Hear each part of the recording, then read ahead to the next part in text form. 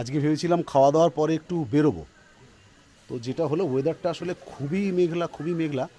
আহ, মানে ঠিক সেই অর্থে ভালো ভিডিও করা যেত না, তো সেই জন্য আজকে আর বেরোলাম না।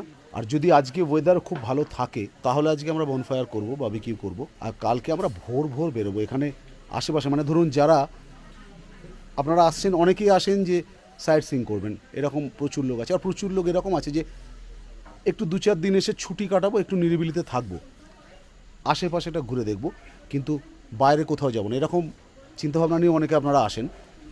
তো তাদের জন্য, স্পেশালি তাদের জন্য কালকে আমি ভোরবেলা বেরোবো। আমি বা এই এখানকার এই হোমস্টের যিনি ওনার রাহুল, রাহুল থাকবে আমার সঙ্গে। ও বলেছে এখানকার সমস্ত কিছু জায়গাগুলো ও দেখাবে আমাদেরকে। তো সেই জায়গাগুলো আমরা দেখব, যে পায়ে হেঁটে এখানে আপনারা কী কী দেখতে পারেন। পায়ে হেঁটে মানে অনেক কিছুই দেখার আছে শুনলাম এখানে। তো কালকে সেটা আমরা গিয়ে দেখব।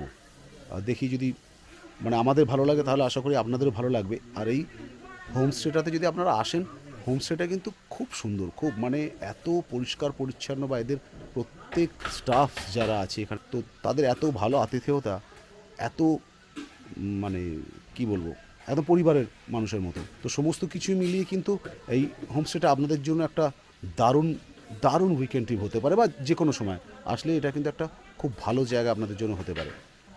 আসুন, এখানে আসুন, যা যা আমি বলছি সেগুলো ঠিকঠাক মিলছে কিনা, বা যদি আপনার মনে হয়, আমার ভিডিও দেখে যদি আপনাদের মনে হয় যে হ্যাঁ এখানে আসে, যেখানে পাহাড়ে আমরা সকলেই আসি, দার্জিলিংয়ে আসি, বা ধরুন আরও এখন যে সমস্ত অফবিট যেগুলো বেরিয়েছে সেগুলোতে আমরা সকলে আসি। তো তার মধ্যে কালিম্পংয়ের এই ফিক্কালেগাঁও, এটা কিন্তু একটা দারুণ অফবিট।